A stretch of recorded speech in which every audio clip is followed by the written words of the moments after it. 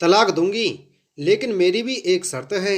जब मैं रात को घर पहुंचा तो मेरी पत्नी ने खाना लगाया। मैंने उसका हाथ अपने हाथों में लिया और कहा, मुझे तुमसे कुछ जरूरी बात कहना है। वो शांत बैठकर खाना खा रही थी।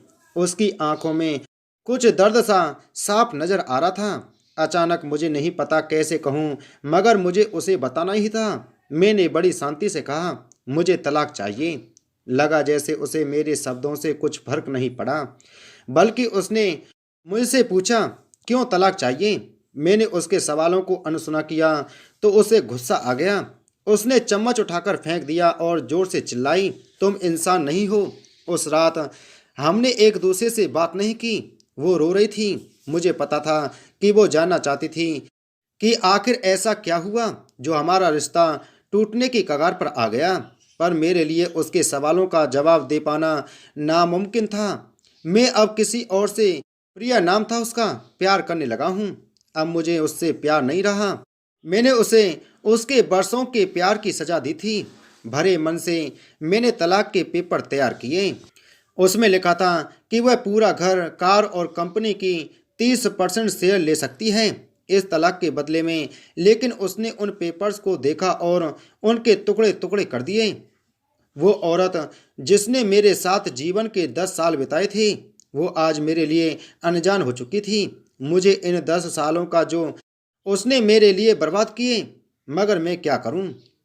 जो हो चुका उसे मैं बदल नहीं सकता था, क्योंकि मैं किसी और से, अपनी पत्नी से भी ज़्यादा प्यार करने लगा था। आखिरकार उसके सब्र का बांध टूट गया और वो फूट फूट कर मेरे सामने रोने लगी। मेरे लिए उसका रोना एक तरह से उसकी रिहाई की तरह था। तलाक की ये बात जो कई दिनों से मुझे परेशान कर रही थी, अब बिल्कुल साफ हो चुकी थी। अगले दिन मैं घर काफ़ी लेट आया। मैंने देखा कि वो टेबल पर बैठकर कुछ लिख रही थी। मैंने शाम का खाना नहीं खाया था, लेकिन फिर भी मैं सीधे ऊपर जाकर अपने कमरे में सो गया, क्योंकि पूरा दिन प्रिया के साथ रहने और कई जगह घूमने के बाद मैं थक गया था। वो शायद रात को उसी टेबल पर लिखते लिखते सो गई थी। सुबह उसने तलाक देने की शर्तें बताई। वो मुझसे कुछ भी लेना नहीं चाहती थी। उसे सिर्फ तलाक से पहले 1 महीने का समय चाहिए था।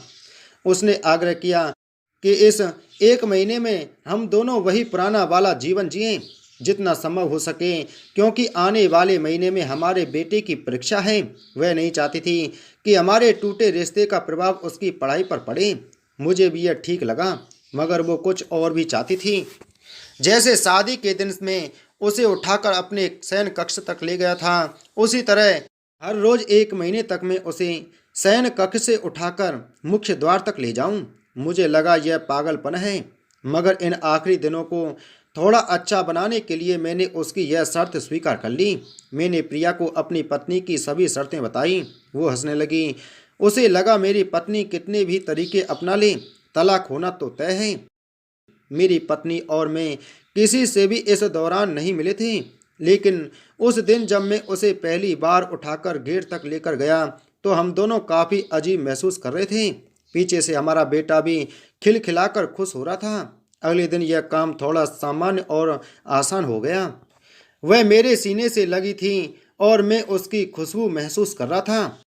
ऐसा लगा जैसे कई दिनों बाद मुझे ये खुशबू मिल रही थी, या फिर कई दिनों से मैंने उसके होने का महसूस नहीं किया था।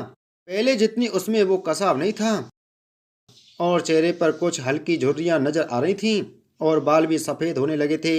ये वही औरत थी जिसने अपने जीवन के 10 साल मुझे समर्पित किए थे। थोड़े दिन जब मैंने उसे उठाया तो वो पुरानी रोमांच लौटने लगी थी। 5वें और छठे दिन वो पुराना प्यार फिर जागने लगा। मैंने प्रिया को इस बारे में कुछ नहीं बताया था। अब उसे उठाना और आसान हो गया था। शायद हर रोज यह सब करने का मैं आदी हो गया था। एक दिन वह अपनी पसंद की साड़ी निकाल रही थी, लेकिन कुछ खास नहीं ढूंढ पाई। उसने सांस भरते हुए कहा कि उसके सारे कपड़े बड़े पड़ने लगे हैं। तब मुझे पता चला कि वह काफ़ी दुबली हो गई है और इसलिए मैं उसे आसानी से उठा पा रहा था। मेरे दिल को एक झटका सा लगा। उसने अपने दिल में काफ़ी सारा दर्द छुपा रखा था। पता नहीं कैसे मैं आगे बढ़ा और उसके सिर को छूकर देखा। अचानक हमारा बेटा आया और बोला कि पापा, ये तो मम्मी को उठाकर बाहर ले जाने का समय हो गया। उसके लिए अपने पापा द्वारा मम्मी को इस तरह उठाकर ले जाते हुए देखना जीवन का अभिन्न हिस्सा बन गया था। मेरी बीवी ने हमारे बच्चों को बुलाया और जोर से उसे गले लगा लिया। मैंने अपना चेहरा दूसरी तरफ कर लिया। मुझे लगा कहीं मैं अपना निर्णय ना बदल लूं। मैंने अपनी पत्नी को रोज की तरह उठाया और बेडरूम से सिटिंग रूम होते हुए हॉल तक लाया। उसने प्यार से अपने दोनों हाथ मेरी गर्दन के आसपास रख दिए। मैंने उसे जोर से पकड़ रखा था, बिल्कुल हमारे सुहागरात की तरह। मगर उसका इतना कम वजन मुझे परेशान कर रहा था। महीने के आखिरी दिन जब मैंने उसे उठाया तो मेरे लिए एक कदम भी चल पाना मुश्किल हो रहा था। हमारा बेटा स्कूल जा चुका था। मैं अपनी कार से ऑफिस गया और कार से कूद कर बाहर आ गया, बिना कार को लॉक किए। मुझे डर था कि अब एक पल की भी देरी मेरा इरादा बदल देगी। मैं ऊपर गया। प्रिया ने दरवाज़ा खोला और मैंने उससे कहा, सॉरी प्रिया, अब मैं अपनी पत्नी से तलाक नहीं लेना चाहता। उसने मुझे देखा और मेरे सिर पर हाथ फेर कर कहा, तुम्हें बुखार तो नहीं है? मैंने उसका हाथ हटाया और कहा, सॉरी प्रिया, अब मुझे अपनी पत्नी से तलाक नहीं चाहिए।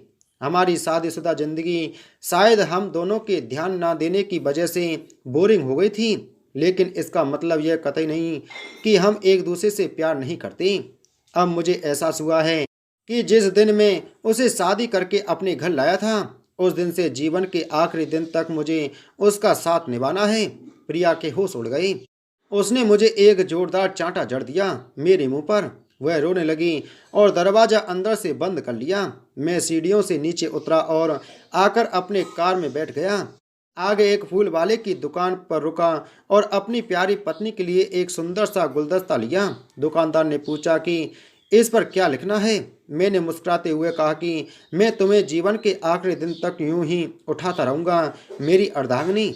उस शाम जब मैं घर आया, हाथों में गुलदस्ता लिए, मेरे चेहरे पर एक मुस्कान थी। मैं ऊपर अपने कमरे की तरफ भाग कर गया, लेकिन तब तक वह मुझे छोड़कर इस दुनिया से जा चुकी थी, हमेशा के लिए।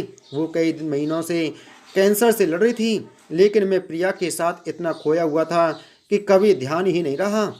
उसे पता था वह जल्दी ही मुझे छोड़कर जाने वाली है, इसलिए वह मुझे और मेरे बेटे के रिश्ते को टूटने से बचाना चाहती थी। मैं नीच उससे तलाक लेना चाहता था, लेकिन फिर भी उसने मुझे अपने बच्चे की नज़रों में एक प्यारा पति और पिता बना दिया था।